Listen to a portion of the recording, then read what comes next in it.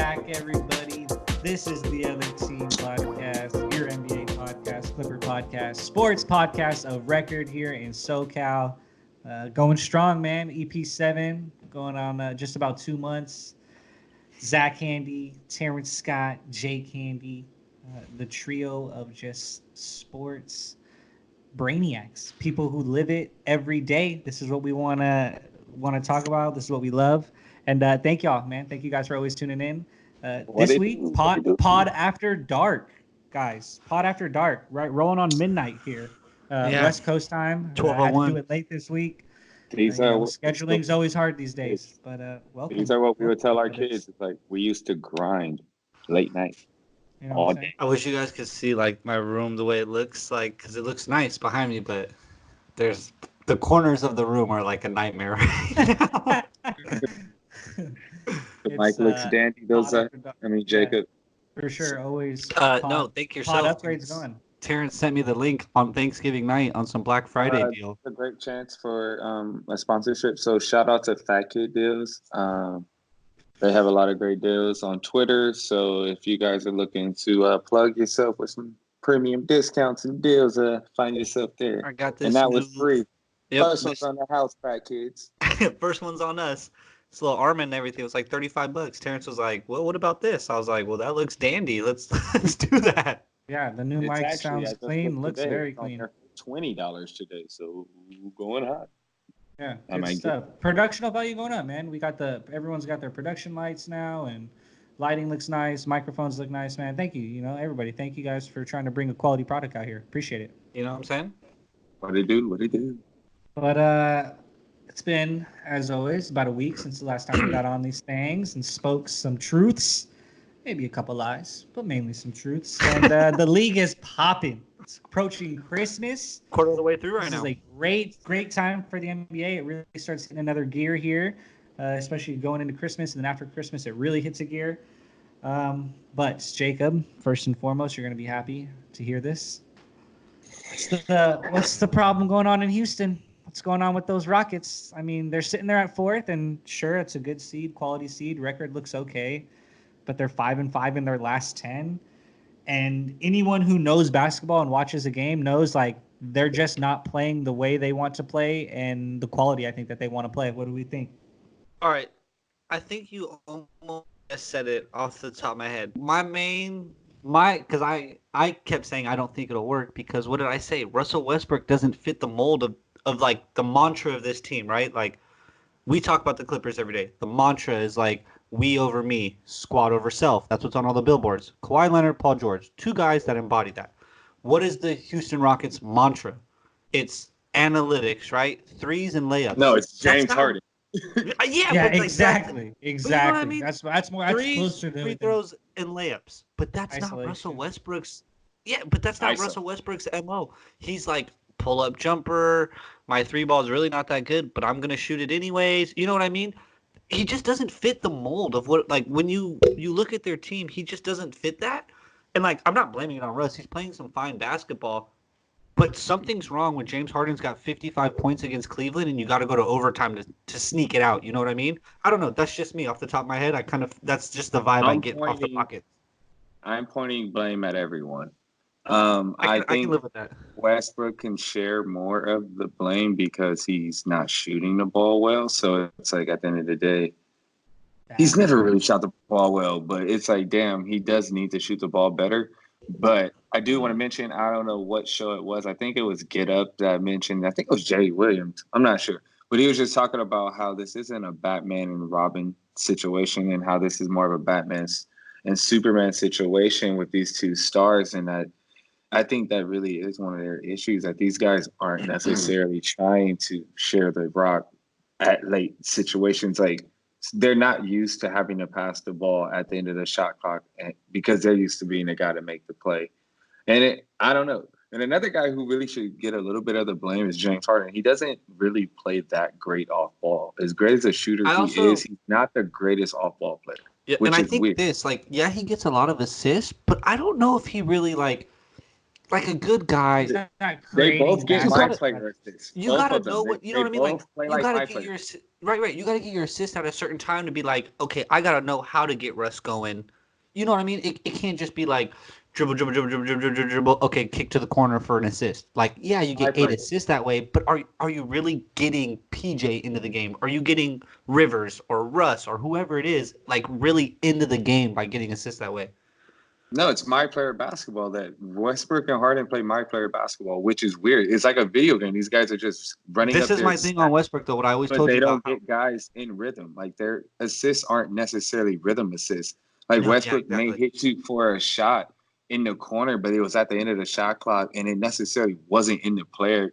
It was because either and Harden, both of them pounded the ball into the ground to try. Well, Westbrook's actually been moving the ball more in Houston, but regardless, their style of play is still dribble the ball into the ground. But it's just weird because we're asking Westbrook to be a shooter more in that system, and he's never going to be. Mike D'Antoni needs to adjust a little bit more, and because I think Westbrook is the one that needs to have the ball in his hands more because Harden is the better guy to play off ball, but Harden is not going to do that because why should he?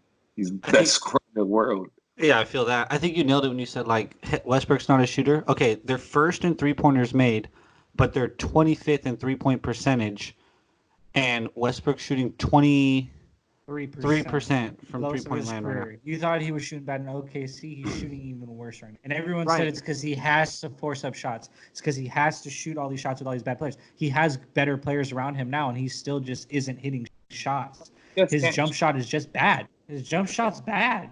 But before, like, there was a narrative before where it was like your percentages are going to be down when you're the only guy on the team that can score and the guy that has to take all the shots. Like, that's not the case anymore, and his percentages still suck. Like, he's honestly just a bad shooter and likes to take bad shots, and he's not a good bad shot maker. Like, Jamal Crawford is a great bad shot maker. Russell Westbrook likes to take bad shots, but doesn't make them. That's a problem. That hurts you. He's also explosive and smart and will get you 20 and 10 a game and grab 8 rebounds. Fantastic. But he's going to hurt you at times, for sure, I think. And sometimes he hurts you more than he helps you. I think they're just like they're in way too close to games. They lost in overtime to San Antonio. They had to go to overtime with Cleveland. Like, these are bottom barrel teams. Like, Westbrook and Harden should be sitting in the fourth quarter in these games. You know what I mean? And they're taking these teams down to the wire. It's early though. Teams are still yeah. Not it's a quarter of the way plays. though. It's almost not early anymore. It's a quarter of the way in. They're 4-6 against teams above 500. Also something to look at. What's their overall record though? 16-8. Yes. They're fine. It's fine. Yeah, they're going to be a top 4 seed in the West for sure. But my whole issue is just when it comes down to not even late game situations, just when it's in half court in the playoffs. You cannot. What's that dynamic going to be? Standing around when Westbrook has the ball. He has to play better off ball. He just stands and watches most of the time, and that's not effective. And it's a little selfish. It's like, well, do you then? It's like, well, shit, I don't do that when you isolating. Mm-hmm. I'm gonna say this though. Hard. Dude cuts hard. If I'm running that team, it's Harden with the ball in his hands come playoff time. It's got to be. I think. And I'm just gonna have to live or die with it. Yeah. But you have to live and die with Westbrook's 23% jump shot too. If you take the ball slowly out of his hands. To me, you got to though. In a way, you signed up for it. Agree. Well, yeah, because Harden's the best scorer in the world, so it's definitely tough to take the ball out of his hands. You know what I mean? But exactly. If he's so great of a scorer, why can't he score off ball? Like, if this dude's such a great shooter, look at Steph Curry. Steph Curry, I'm not trying to compare the games because they're completely different players, but like, play a little more off ball and let's see how great of a shooter he truly is. Because I think he will still be a good shooter playing a little bit more off ball and letting Westbrook have the ball in his hands. But I'm not. It's Harden, dude. Like, he's amazing. I'm not trying to take the ball out of his hands because why should you? Yeah, I feel that. Speaking of someone who actually should be having the ball in their hands more, would be Joel Embiid, in my opinion, at least. I think he should need to stop passing out of the post. It's kind of where I want to segue into next is like, I don't know. I think we're all getting the same vibe. He doesn't play hard this year. He's not playing hard. He's not like Anthony Davis right now as a big. To me, Anthony Davis is playing as hard as I've ever seen him in his life. I've never seen Anthony Davis play hard and with more want every single night. And Joel Embiid almost looks like he's going through the motions sometimes. I think Joel might be trying to think. It's concerning, right? I think that's a huge red flag right now for Philly. It's concerning because I think his mental is, I got to save it for the playoffs. But it's like, I mean, if you think you can just kick it into gear, that's cool. But I always worry about people like that. Like, no, you got to be polished. He did burn out in the playoffs, so he was tired in the playoffs. Oh, he was exhausted in the Toronto series. Exhausted. So, but my thing is that fall down? I don't know. I think it falls down on coaching to me. Like, I think, and I've always been a Brett Brown guy, but I think if guys are starting to give up on the floor, like that, to me, that's coaching. Like, I need some, like, it's one of your jobs is to get them ready. People aren't going to quit on Doc Rivers. Guys don't quit on Doc Rivers. Guys don't quit on. Only one guy, a couple guys have really quit on Greg Popovich in a really weird situation. But like, guys typically don't quit on great coaches. Yeah, you took the words out of my mouth because it's just like the two face of their franchise guys both don't play hard. That has to be coaching. Ben, It's no way Ben Simmons' usage should be so low that it is. And Joel Embiid is arguably the best center in the league. So he needs to be doing so much more. And it's crazy that they got these, I wouldn't say generational talents, but they're obviously top talents to not be doing something effective. Because I'm not even really as mad at Joel Embiid as I am Ben Simmons. Because when I look at Giannis, I look at Ben Simmons, and it's like, man, really, what's the difference? Yeah. Giannis just worked harder and got his jumper. Yeah, he wants it more. Somebody's a dog and somebody's not. And he's soft to me. He's a little soft. Both of those guys are a little soft. I mean, I like Embiid. I kind of think like he's just mentally trying to do it. But like I said, I worry about that. I agree, Zach. That is a big coaching thing. Like, your leaders are supposed to get the team ready, and then the coach kind of makes sure the leader's ready, right? Like, he's got him in the locker room. That's weird to me that their two best signings, like, they can't get ready. It makes me feel like the coach doesn't have a grasp on his locker room for sure. And if Joel's so tired, that's also a coaching thing. Where's the conditioning and the load management? Because we live in the era of load management. Well, shit, if the dude is running out of gas, that's up to the organization to make sure he doesn't run out of gas, not Joel go out there on the floor and monitor himself. Because what the hell kind of athlete should do that? Go out there and play half speed. Your job is to go out there and play hard as hell and do what you got to do. And then the organization's job is, if you play for a good organization, to try to take care of you for the long run. Yeah. But Philly may not be that. I think they're going to split those two guys. Where's the situational awareness? Like, if you're a star in this league, you have situational awareness of the other teams around you that are in your caliber, right? Like, you're looking at Milwaukee soar through the roof, and then you're looking at Miami play out their ass, and you have no awareness and desire to be on that. Boston's looking great. Like, you have no situational awareness to like be on that level with them right now. You're just cruising. Like, where LeBron came out and got beat game 1, and everyone said that team's not going to be great, and him and Anthony Davis looked at each other and said, "You ready? Yeah, I'm ready." Bang, they're 22-3. Yeah, like situational awareness, bro. Like, situational awareness to me, like, that's I don't see that from these guys. Like, you guys are the stars. This team is only going to go as far as you two take it, and you guys are just cruising right now while the team's in the. And I think on the flip side of that, great situational awareness by the Miami Heat to just continue to get them while they have a chance, because the Sixers are a better team than the Heat. They are, but right now the Heat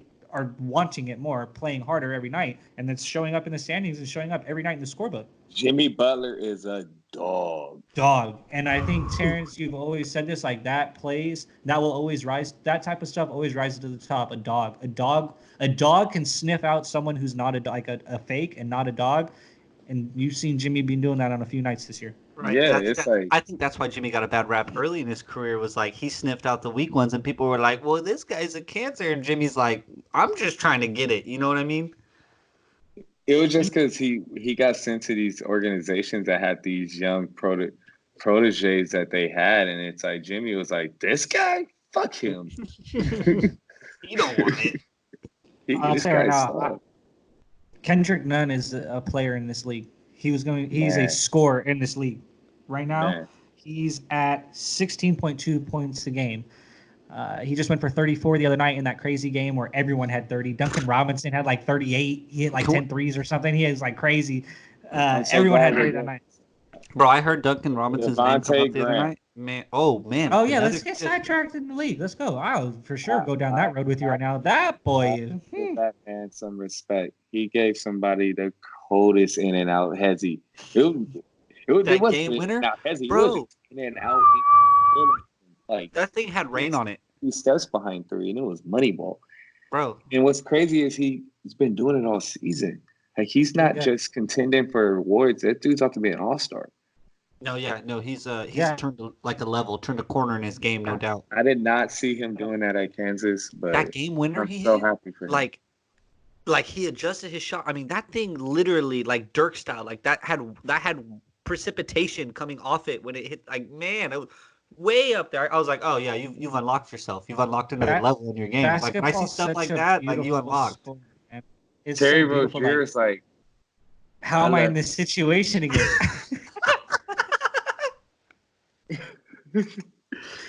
That was supposed to be me out there, man. Like Terry Rozier and Reggie Jackson are the same person. Yeah. Spicy take, but could be true. You're always like if you're a fake a bunch of guys that was like, like, oh, I'm better than what I am, and then they get the opportunity to show that, and they're like, oh shit, I'm actually a backup point guard. Oh, you guys nailed it! Like. Actually, you guys saw the grass actually wasn't greener. But those dudes be getting paid though, so who cares? I was losing my money too. With Devontae, like shows you like basketball is so beautiful. Like confidence in basketball and really in any sport is just opportunity. For sure. Opportunity and confidence is something, man. Like, those two guys are so confident with such good opportunity right now to just go for it and reach for it, and they're, man. Kendrick Nunn's in the running 100% for Rookie of the Year. Not even close. Like top 3, easy. MIP. But Nunn gets a nod. But Nunn's there. He's there. He's getting votes. He's there. 2, 3, 1. I don't know if it's that. I don't know if it's that far. He keeps missing games, so it may not be that far. But it's because he plays so hard. Like he don't know how to fall either. He takes exactly. I'm like he takes contact, like falling on the floor hard. Aaron Banks. You might be R.I.P. R.I.P. brother. That guy's been dunked bait though. Come on, man. That guy's got a lot of know. That shit was nasty because it was like almost off the wrong foot, and the way he dunked it was just awkward too. Like, yeah. Nasty. Yeah. High key though. But let's get the fans what they want. What do they want? Tell me. They want to hear about their beloved Clips, man. No, you know what the fans want? They want to hear us talk about how the Clippers finally lost. That's the only thing they want to hear us talk about. That's all they want to hear. They don't want to hear the good stories. Some Clipper lovers out there, man. What do you mean? Not all the hate. You don't got all the hate. A lot of hate. We are the other team. We have a special guest appearance. Holy shit, this happens once every blue moon. Ree has joined the pod. Oh my gosh. Everyone say hello to my cat. If you're watching on video, Ree, say hello to the people. All right. Anyway, sorry. She just came up here and jumped on me, guys. It's gonna spit the fire on the mic real quick. I heard that. All right. Crazy. That never happens. She's always scared. Well, we got a reset. That must be good luck. But the beloved Clippers, I think we should start with the loss because it hasn't happened a lot this year. This team's rolling. It's been good times for the most part, but it was an ugly loss. The Bucks was game. bad. Y'all know what game we're talking about. Clippers last. All their losses kind of been ugly. Yeah, that was a beating from open to end. Concern. Let me go right to it. Concern. Anyone got concern? I thought maybe it was the first game of a road trip. You got it. And I thought like if it leaks and you have a bad road trip, it could kind of just spiral a little or snowball.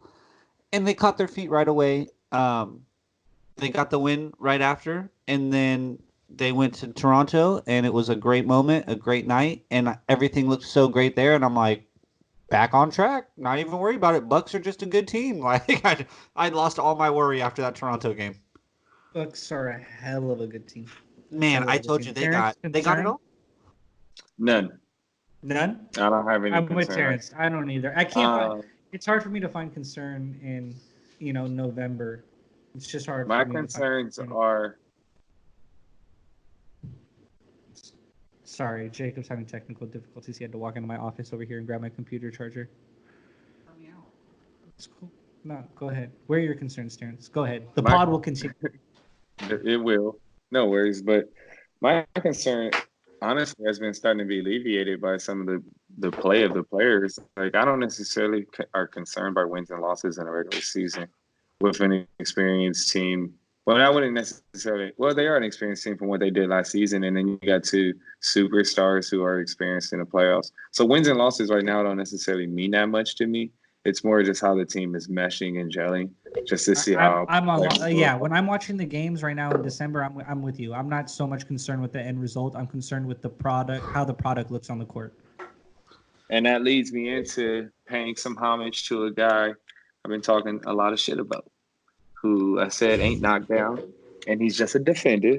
You may that man is going to give me the stat of the day. I think he is shooting 43% over the last 12 games. So Patrick, don't shortchange my man.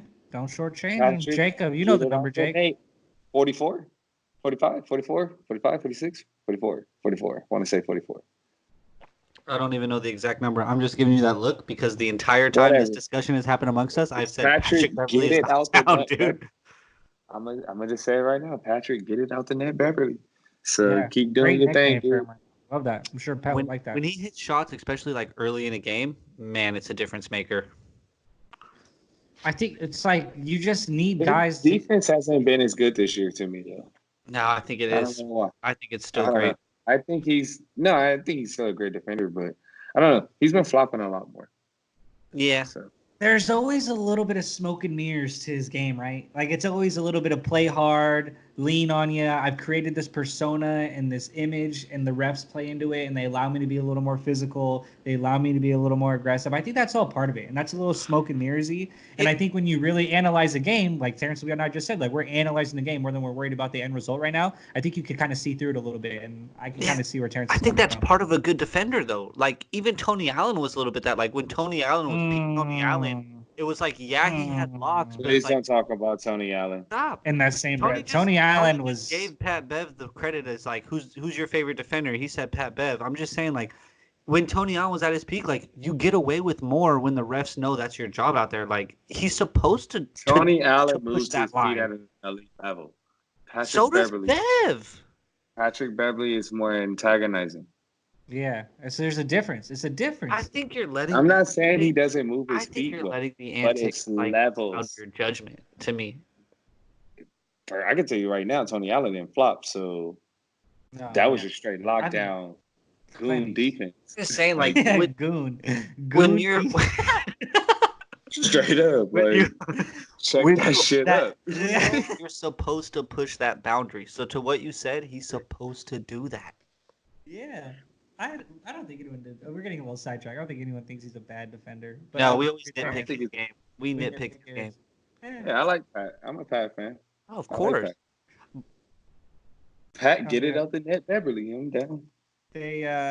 So no concern from anyone there. What do we? My concern is that I need Doc to just give up on Jerome Robinson. I hate to say it like that, but like Terrence said it best the other day. Literally, whenever you think about putting in Jerome, you call Terrence Mann's name.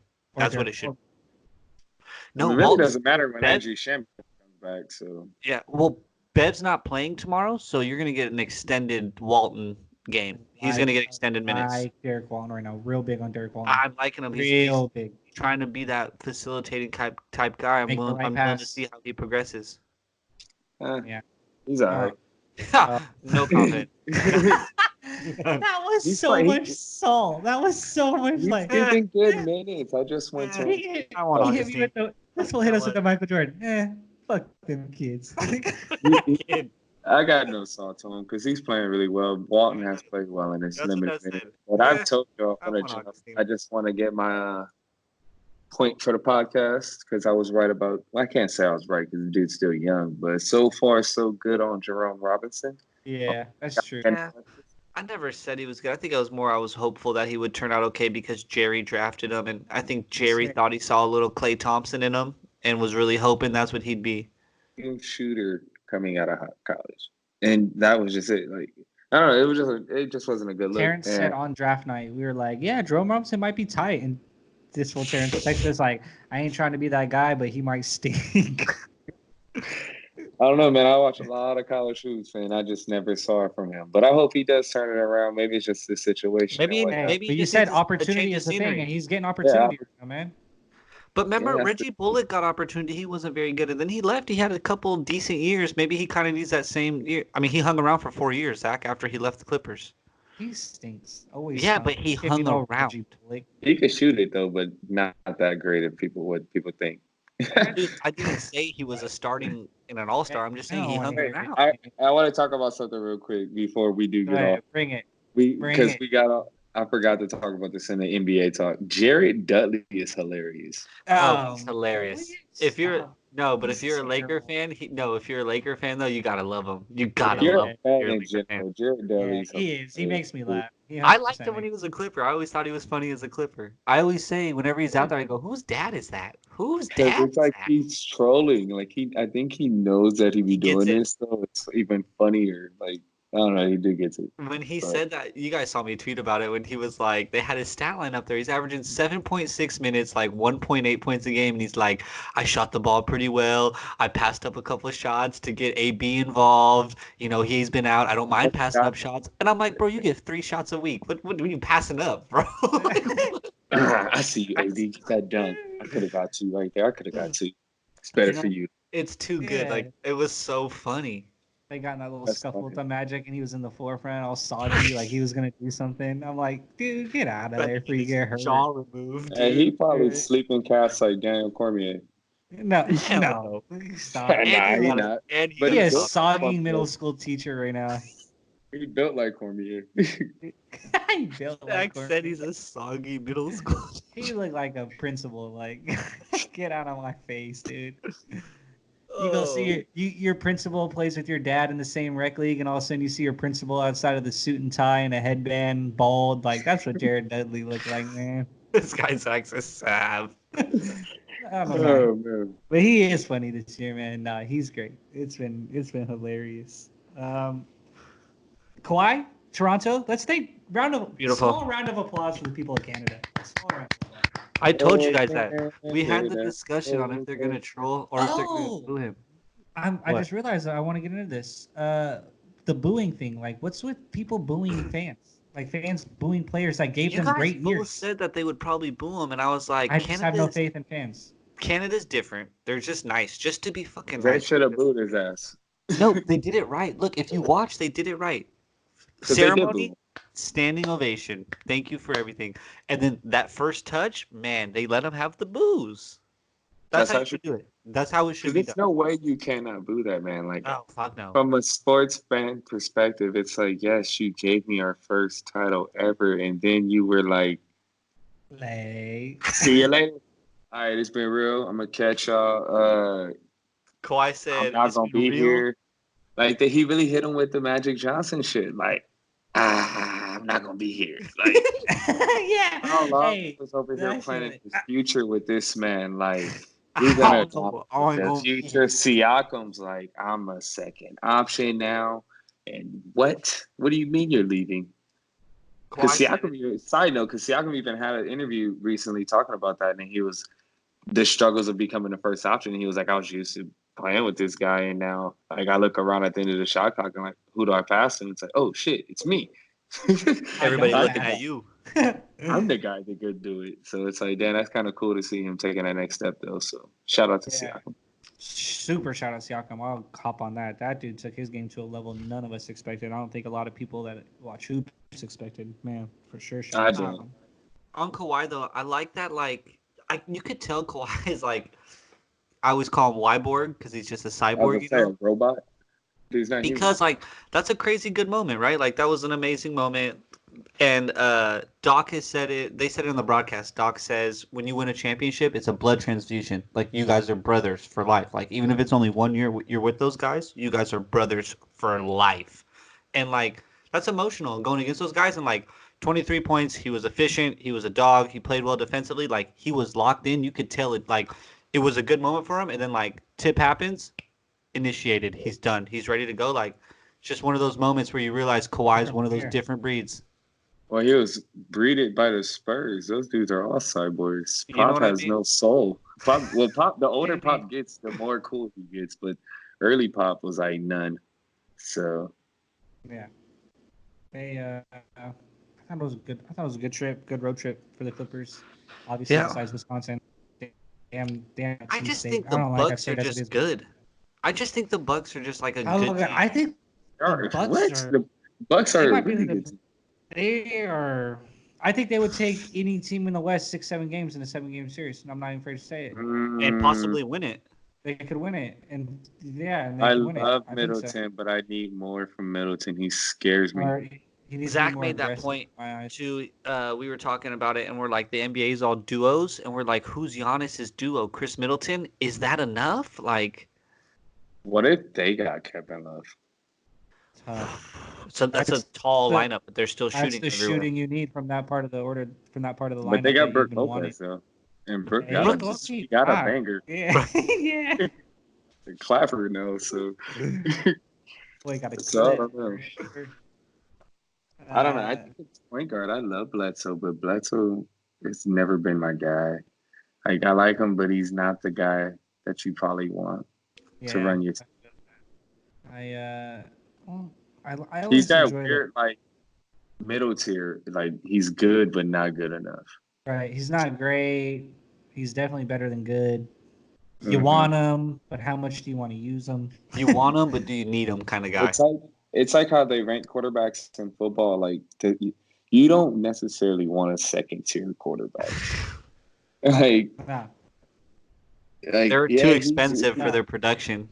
They're too expensive, and they break your fucking heart. Right. You expect more. Like, they're so good, but it's something missing. And that something's going to show every year. And the same thing with Bledsoe, I felt like.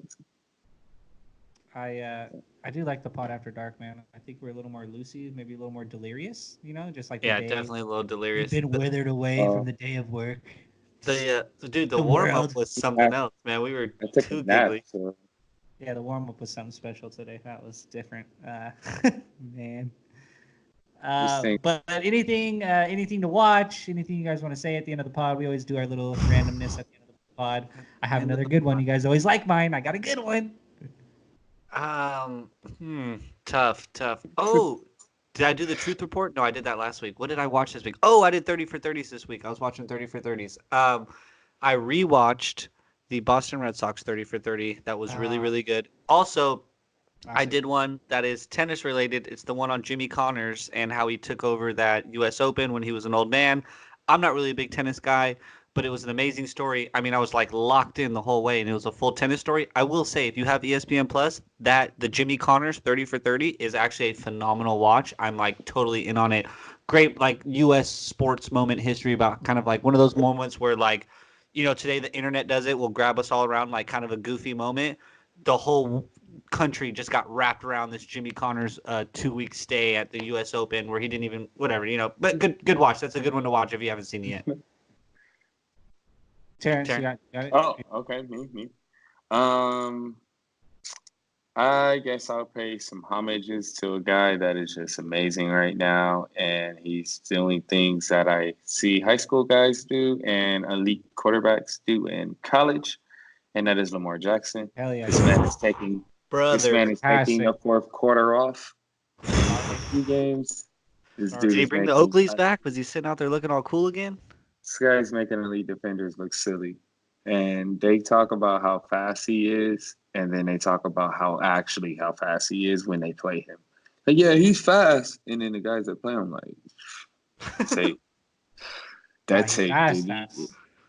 that tape did nothing to what that man actually is. And it's like, wow, is he really that fast? And they compare him to Vic fast, and it's like, they say he faster than Vic. So it's like, he got that shimmy to juke. And he's built. They said they were like, when he runs, they compare him to Barry Sanders. Like, Barry Sanders with an arm, though. Like, I announced it 2 weeks ago that I was officially on the Ravens bandwagon. So man, I'm definitely all in on Lamar, man. That guy. Although I will say this, Mark Ingram is my new favorite player because he is just the world's greatest hype man. I mean, hilarious. When I get up in the morning, I want to listen to Lamar Ingram tell me how great I am. You know, when I'm getting ready in the morning, that's what I want. Yeah, exactly. It is hilarious. Dang, that is a really good one. Big trust for sure. Big trust. Guess what, guys? Our boys from the 661 are still playing football. They're still playing. They got one game left. One game left for the state championship, Highland High School Division IX, man. They're about to play this weekend. Right? I'm stoked. It's up north.